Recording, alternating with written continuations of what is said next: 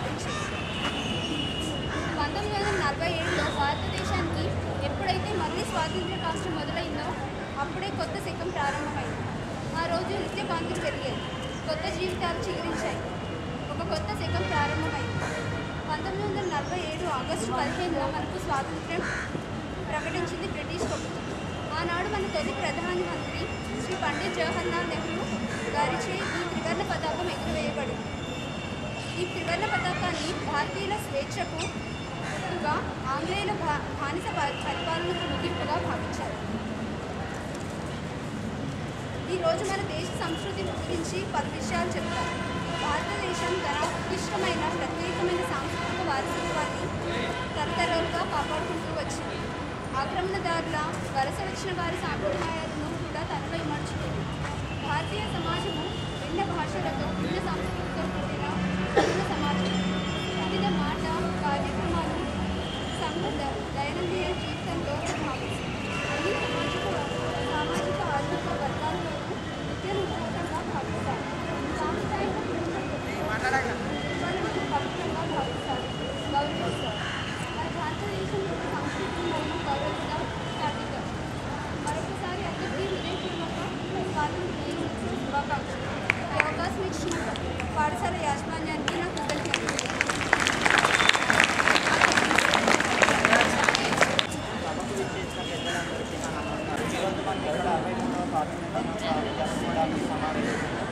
British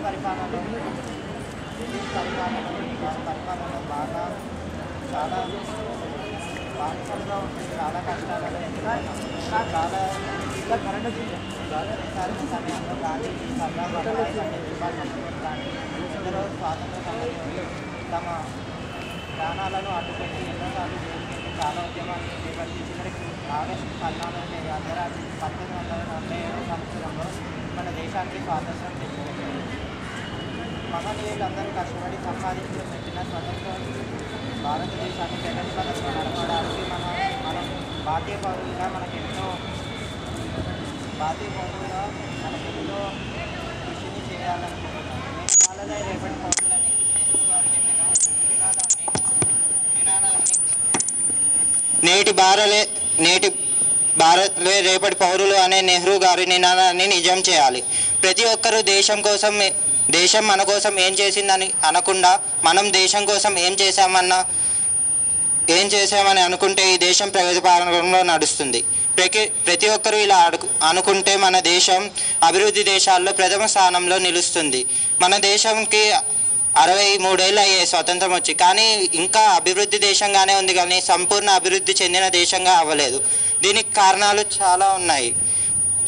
కొన్ని అయితే నిరక్షరాస్యత, అధిక జనాభా, పేదరికం. ఇవన్నీ తొలగించాలంటే మన వంతు సహాయం చేయాలని నేను అనుకుంటున్నాను. చివరిసారిగా మీ అందరికీ స్వతంత్ర దినోత్సవ శుభాకాంక్షలు. మరియు నాకు ఈ అవకాశం ఇచ్చిన స్కూల్ మేనేజ్మెంట్కి నేను కృతజ్ఞతలు తెలుపుకుంటున్నాను. Thank you. మన సభాధ్యక్షులు, మన పాఠశాల ప్రధానోపాధ్యాయులు గారు బాలకృష్ణారెడ్డి గారు, మరియు ఈ 63వ స్వాతంత్ర దినోత్సవ శుభాకాంక్షలు తెలియజేస్తున్నాను. మరి మనకు ఎందరో మహాత్ముల యొక్క పోరాట ఫలితంగా ఈరోజు మనకు స్వాతంత్రం వచ్చింది. ఈరోజు దినంలో 1947 15th ఆగస్టు నాడు స్వాతంత్రం వచ్చింది. ఆ రోజు నుంచి మనం ప్రతి సంవత్సరం ఈ పండుగను ఆనందోత్సాహాలతో జరుపుకుంటున్నాం. మరి ఈ పండుగ అందరూ కూడా అంటే మన దేశంలో ఉన్నటువంటి మరి ఈ పండుగ మరి జరుపుకోవడం చాలా సంతోషదాయకం. మరి ఈ స్వాతంత్ర దినోత్సవంలో మరి మనం స్వాతంత్రం వచ్చింది సరే, మరి వచ్చిన తర్వాత దాన్ని నిలబెట్టుకోవాల్సినటువంటి అవసరం మనకుంది. అయినంత సహాయాన్ని చేయాలి. సహాయం అంటే మరి ఏ విధంగా చేయాలి అనేటటువంటిది మీకు ఉత్పన్నం కావచ్చు. సహాయం అంటే ఒకటే ధన సహాయం కావచ్చు, తర్వాత విద్యాదానం కావచ్చు, తర్వాత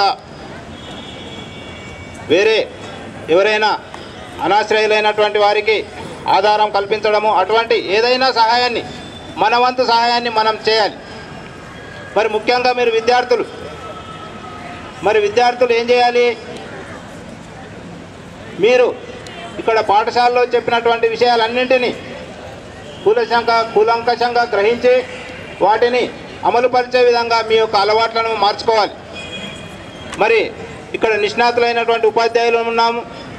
మరి వారు చెప్పినటువంటి విషయాలన్నింటినీ చక్కగా అలవర్చుకొని చక్కని పౌరులుగా, చక్కని విద్యార్థులుగా బాగుపడాలని కోరుతున్నాను. మరి ఈ పోటీ ప్రపంచంలో మామూలుగా చదివితే సరిపోదు. మామూలుగా చదివిన ఒక వచ్చిన మనిషి పక్కన కూర్చున్నా ఆ మనిషి వాడే వస్తువులు వాడినా రావడానికి చాలా ఆస్కారం. అందుకు మనం తీసుకోవాల్సిన జాగ్రత్తలు చాలా ఉంటాయి. ప్రతి మనిషి కూడా ఈ చిన్న చిన్న జాగ్రత్తలు తీసుకుంటే ఈ స్వైన్ ఫ్లూ రాకుండా మనం నివారించుకోవచ్చు. స్వైన్ ఫ్లూ అనే వ్యాధి పెద్ద వ్యాధి కాదు, భయపడాల్సిన వ్యాధి కాదు, అందరూ భయపడాల్సిన ప్రాబ్లం కాదు. కొన్ని కేసుల్లో మాత్రమే చనిపోవడానికి ఆస్కారం ఉంది. అది కూడా ఎవరు అంటే సరైన జాగ్రత్తలు తీసుకొని వాళ్ళు, దాన్ని లక్ష్య పెట్టిన వాళ్ళు, మన లైఫ్ అంటే మన జీవన విధానంలో మార్పులు చేసుకుని వాటికి మాత్రమే చేసే ఆస్కారం ఉంది. అంతేగాని ప్రతి ఒక్కరూ స్వైన్ ఫ్లూ వస్తే చనిపోతానికి గ్యారెంటీ ఏం లేదు. 99% అలాంటి ప్రాబ్లమ్స్ రావు. ఎందుకు? మన జాగ్రత్తలు మనం తీసుకుంటాం. మరి ఆ జాగ్రత్తలు ప్రతి మన స్కూల్లో ఎక్కువగా ఈ ప్రాబ్లం ఎక్కువ కనిపిస్తుంది. ఎందుకంటే చాలా మంది పిల్లలు ఎక్కడి నుంచో వస్తుంటారు. సో ఎవరికి ఏముందో అందరూ మన ఇంటికి వచ్చిపోతుంటారు. వీళ్ళంతా చూస్తే మనం స్కూల్కి వస్తున్నాం. సో స్కూల్లో మీరు తప్పనిసరిగా తీసుకోవాల్సిన జాగ్రత్త ఏమంటే జలుబు కానీ, దగ్గు కానీ, జ్వరం కానీ, గొంతు నొప్పి కానీ, ఒళ్ళు నొప్పులు కానీ, గొంతులో మింగడం కష్టంగా ఉన్నా కానీ, తర్వాత ఏదైనా నలతగా ఉన్నా, ఈ జలుబుతో నలతగా ఉన్నా కానీ తప్పనిసరి స్కూల్ మానవేయడం మంచిది. రాకుండా అంటే ఆ 2 రోజులు ఎక్కువగా ఎక్కడ జరుగుతుంది? సినిమా థియేటర్స్, పబ్లిక్ ప్లేసెస్, ఎక్కువగా మంది గ్యాదర్ అవుతుంటారు జనాలు. అలాంటి ఏరియాస్, స్కూల్స్, మాల్స్ లాంటివి, బస్ స్టాండ్స్, అలాంటి చోట మనం చాలా జాగ్రత్తలు తప్పనిసరి తీసుకోవాలి. ఈ జాగ్రత్తలు తీసుకుంటే మనం ఆటోమేటిక్గా ఈ స్వైన్ ఫ్లూ వ్యాధి నుంచి మనం పెద్దగా భయపడేది అవసరం కాదు. కానీ మనం పేపర్లు, టీవీ చూసినప్పుడు మనకు భయం వస్తుంది. ఎందుకంటే చాలా భయపడిస్తున్నారు. కానీ ఇంత భయపడే ఆస్కారం లేని వ్యాధి, అంత భయపడాల్సిన అవసరం లేదు. ఏదైనా మన జాగ్రత్త ఉండాలి. పరిశుభ్రతమైన మీరు జాగ్రత్తలు తీసుకునే కదా కొంత ఈ సాధ్యమైన